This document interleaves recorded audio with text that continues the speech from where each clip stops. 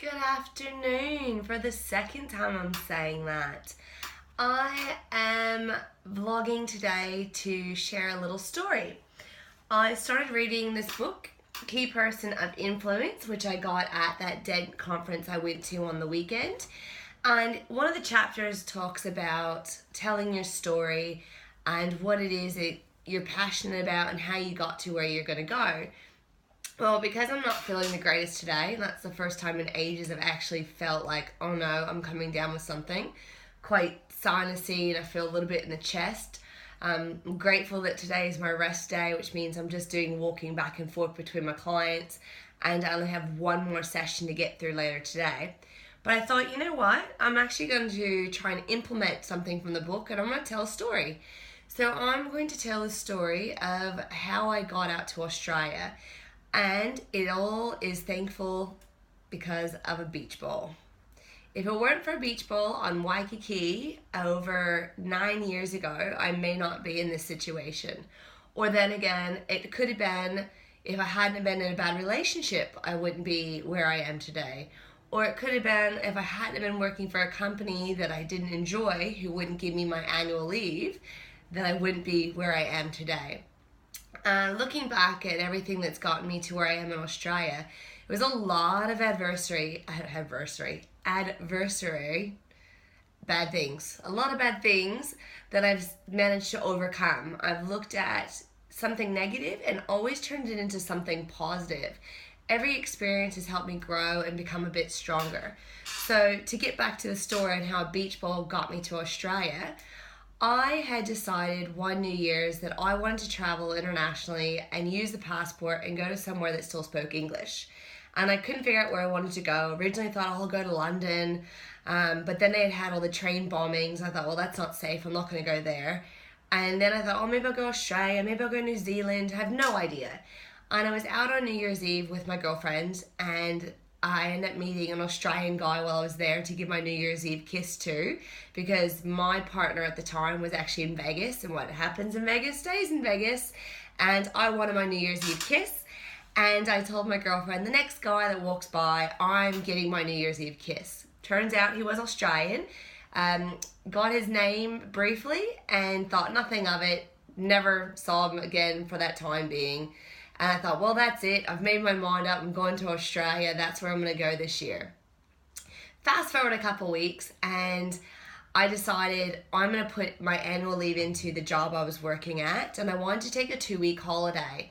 Unfortunately, the company I was working for was only going to let me take 1 week. They said they won't let me take 2 because taking 2 weeks off means I lose my health insurance, and I would have to do another 90 days of a continued employment before my health insurance would kick back in. And according to their law and policies with their company, without having your insurance, you can't do all this other blah, blah, blah, blah, blah. Huge drama.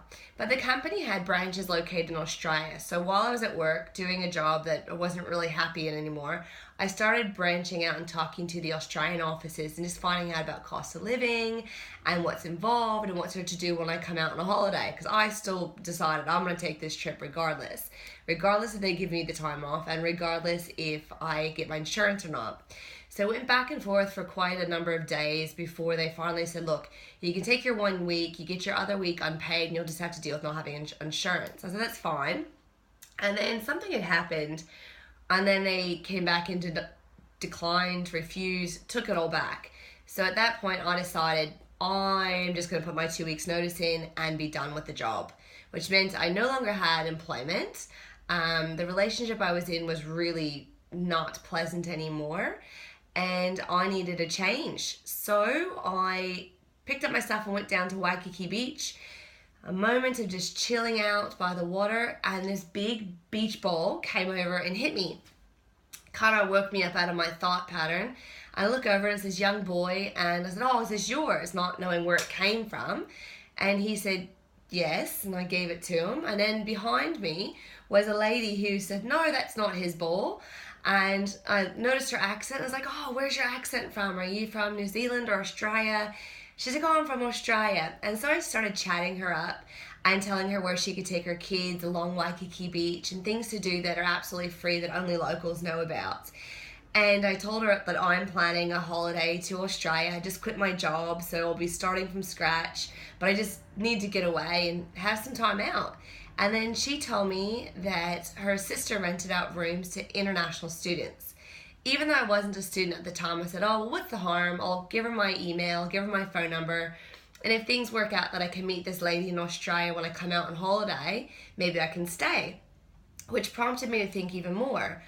Oh, if I can stay in Australia, that'd be amazing. How do I make that happen? So I applied for the working holiday visa and got it approved. And then not too long afterwards, I had an email from what is now my Australian mum saying the room would be available to rent when I came out.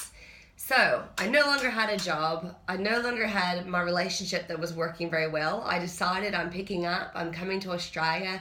I had, I think it was 2 suitcases. One was a really, really, really big suitcase.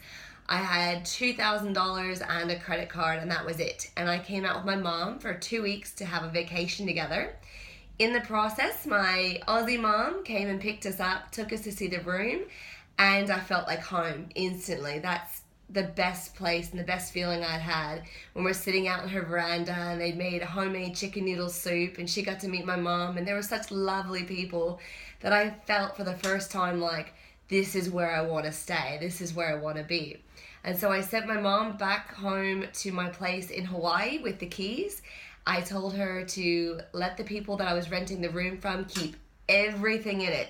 My bed, my dresser, the curtains, everything else I had. And I said, keep it, give them the keys, tell them I won't be paying rent for the month and they could have everything in there. Which ironically worked out really well because they had their mother-in-law moving in from China and they needed a room and they needed all that stuff.